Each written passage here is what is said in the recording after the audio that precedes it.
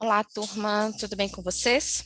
Bom, eu estava dando uma olhadinha aqui no cronograma. A gente tem essa aula aí é, sem nenhum conteúdo, né, previamente combinado com vocês. Então, eu decidi dar uma revisão aí de dois sistemas que estão considerados um pouco complexo, né, que é o sistema digestório e o sistema urinário. Então, esse momento vai ser de revisão, ok? Bom, então, o sistema digestório. O objetivo do sistema digestório é tornar o alimento ele mais solúvel, tá? No sentido de que o nosso organismo ele consiga absorver os nutrientes, tá? E para isso, o sistema digestório ele exerce algumas funções, como a mastigação, a deglutição, a digestão em si, a absorção e a expulsão dos resíduos. Tá? Para executar, né, todas essas funções, o sistema digestório possui aí um canal alimentar e alguns órgãos anexos. Então, para a gente relembrar um pouquinho, né, a gente tem 5 etapas, que é a ingestão, né, a mistura e a movimentação, a digestão, a absorção e a defecação. Lembrando que o trato gastrointestinal é constituído aí pela boca, pela faringe, pelo esôfago, pelo estômago, pelo intestino delgado e pelo intestino grosso. Nós temos também algumas estruturas acessórias, que são os dentes, a língua, a glândula salivar, o fígado, a vesícula biliar e o pâncreas. Bom, então o nosso canal, né, o nosso trato gastrointestinal, ele se inicia pela boca. Posteriormente, nós temos a faringe, tá? O esôfago, nós temos o estômago, o intestino delgado, o intestino grosso, né? Lembrando que a gente tem algumas estruturas anexas, que são o pâncreas, né? Que está aqui em amarelinho, o fígado e a vesícula biliar. A boca, então, vai auxiliar, né, no processo de mastigação, e os dentes mantêm esses alimentos dentro da boca. A língua, né, que é um órgão aí muscular, gustativo, vai fazer todo o movimento com esse alimento, né, que foi aí mastigado, tá? E vai moldar esse bolo alimentar, né, juntamente aí com a saliva.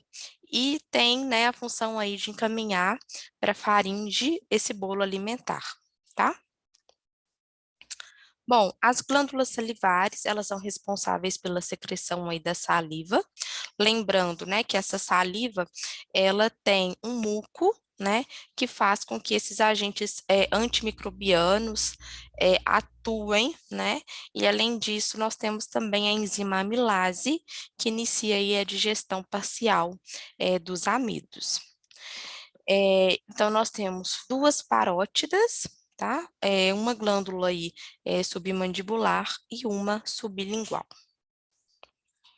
Lembrando, né, que a faringe é um tubo músculo membranoso, ela fica, né, atrás da cavidade nasal, oral e também, né, posterior à laringe. Lembrando que a laringe é uma estrutura aí do sistema respiratório, tá? A principal função da faringe, né, é fazer contrações musculares para auxiliar aí na deglutição, para que esse bolo alimentar chegue até o esôfago. E lembrando que a faringe, né, é um órgão aí, né, que ajuda também, né, na passagem de ar no sistema respiratório, tá? A faringe ela é dividida em 3 partes: nasofaringe, orofaringe e hipofaringe. O esôfago, né, que é o próximo órgão aí do trato gastrointestinal, é um tubo muscular também, né, que vai comunicar aí a faringe ao estômago. Ele vai realizar movimentos peristálticos para movimentar esse bolo alimentar até o estômago. E ele secreta também o muco que auxilia aí nesse transporte, tá? Bom, o estômago, né, é um órgão aí que tem a função mecânica, né, da digestão. Então, ele serve como um reservatório de alimentos, tá? Que, né, tem essa capacidade aí também de fazer movimentos, de relaxar e de contrair. Exerce aí, né, a mistura desses alimentos com o suco digestivo, e, né, libera esses alimentos parcialmente digeridos para o intestino delgado. Tá? Então, lembrando, né, que a gente tem um esfíncter esofágico inferior, que é próximo aqui ao esôfago, e o esfíncter pilórico, que é próximo ao intestino delgado. O intestino delgado, ele pode ser se dividido em três segmentos, que é o duodeno, o jejum e o ilho. O intestino delgado, ele vai terminar no intestino grosso e ele possui aí numerosas alças intestinais que, como a gente viu, tem a função, né, de fazer a absorção dos nutrientes. Bom, esse intestino delgado vai absorver, então, esses nutrientes que são importantes aí para a manutenção do nosso organismo. É, em seu segmento, né, que a gente chama de duodenal, ele possui numerosas glândulas de Börner, que tem, né, a função de secretar aí uma substância para proteger a parede do intestino, tá? Lembrando, né, que o alimento, ele vem aí carregado de suco gástrico do estômago. Já o intestino grosso, que é o próximo órgão, ele vai ter, né, a principal função de absorver todo o líquido, né, que o intestino delgado não conseguiu absorver para formar, né, a matéria fecal, tá? Esse intestino grosso, ele pode absorver cerca de 9 litros de água. Lembrando, né, gente, que no intestino grosso a gente tem um apêndice secal, que quando, né, a gente tem uma inflamação dessa estrutura, a gente tem uma apendicite, que causa, né, dor aí para o paciente, principalmente aí na parte inferior direita do abdômen. Além da dor, o paciente pode apresentar febre, náusea e até mesmo o vômito. Falando um pouquinho das glândulas acessórias, do sistema digestório, a gente começa aqui com o fígado, que, né, é um órgão aí muito importante, rico aí nas células hepatócitas, tá? Ele forma, né, excreta a bile para a vesícula biliar. Além disso, o fígado é considerado, né, um órgão aí de desintoxicação do organismo, tá? Porque ele metaboliza algumas substâncias aí importantes, como triglicérides, né, que são as gorduras, as proteínas e os carboidratos. Além disso, né, elas destroem, fagocitam todas as substâncias estranhas que chegam até o fígado, até mesmo, né, as hemácias velhas, né, lembrando aí que uma hemácia ela dura cerca de 120 dias e, né, remove drogas e hormônios, principalmente aí os esteroides e os estrógenos. O pâncreas também, que é considerado aí um órgão anexo do sistema digestório, ele é muito importante porque ele vai secretar aí o suco pancreático, que vai auxiliar no processo digestório, né, desse bolo alimentar. E além disso, ele faz, né, com que a substância ácida que é secretado lá no estômago mantenha aí um pH neutro, tá?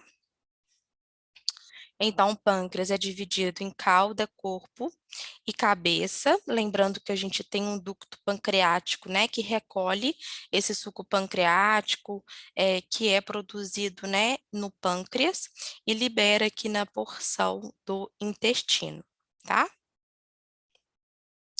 A vesícula biliar é uma estrutura aí anexa também, que vai armazenar a bile que é fornecida pelo fígado, tá? A bile, ela é muito importante para digestão, né, da gordura, tá? Então, toda a bile, né, que é fornecida pelo fígado, que é armazenado na vesícula biliar, vai ser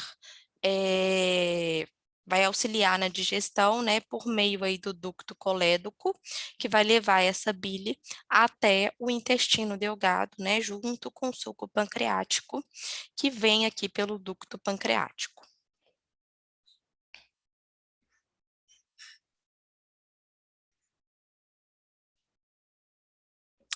Bom, falando um pouquinho aí, né, do sistema urinário, lembrando, né, que o sistema urinário é constituído aí por um conjunto de órgãos, né, que tem a finalidade de formação, né, depósito e eliminação dessa urina. É, a principal função, né, do sistema urinário é fazer, né, o controle do volume e composição do sangue do nosso organismo. Ele auxilia também tanto na pressão e pH sanguíneo, né, por meio aí da filtração do sangue, produz alguns hormônios que a gente já sabe, né, que pode ser aí o antidiurético, a DHA ou a vasopressina, excreta, né, resíduos como a ureia, que é um resíduo que a gente não pode ficar no nosso organismo, e participa aí do processo de eliminação, né, de todos os produtos finais do nosso metabolismo celular, que a gente também não precisa manter circulando aí no nosso corpo, tá? Além disso, realiza o controle hídrico, né, a quantidade de água essencial aí que tem que ficar no nosso organismo, e forma a urina. Então, os órgãos que fazem parte do sistema urinário são dois rins, dois ureteres, uma bexiga e uma uretra. Lembrando que o rim é responsável pela filtração do sangue, e dessa filtração a gente tem a formação da urina, e a constituição do rim, né, as células que formam os rins são os néfrons, tá? Então, cada néfron, tá? Ele é constituído aí por uma cápsula glomerular, né? Ou glomérulos, o túbulo proximal contorcido, túbulo distal contorcido, a alça de Henle e o tubo condutor, tá? Essa é a constituição padrão de um néfron. Lembrando, né, que na parte aqui do córtex do rim, nós temos as estruturas das cápsulas glomerular. E na medula, a gente tem, né, os túbulos contorcidos e as alças de Henle. Então, cada néfron apresenta essas estruturas e tem a função aí de fazer a filtração do sangue e a formação da urina. Lembrando que a filtração glomerular é conhecido, né, pelo filtrado entre os túbulos renais, é a reabsorção tubular, é a reabsorção de substâncias e a secreção tubular dos vasos para dentro do filtrado.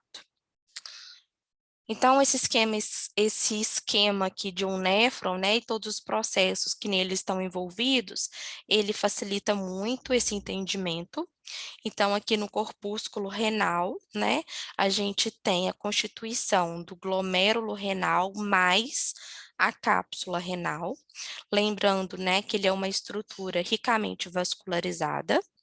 Então, o sangue, ele passa, né, por esse corpúsculo renal, vem pelo túbulo contorcido proximal, e toda substância, né, que a gente quer reabsorver para o nosso organismo de novo, que a gente não quer eliminar, como, por exemplo, glicose, alguns carboidratos ou até mesmo proteínas, a gente absorve aqui no túbulo contorcido proximal.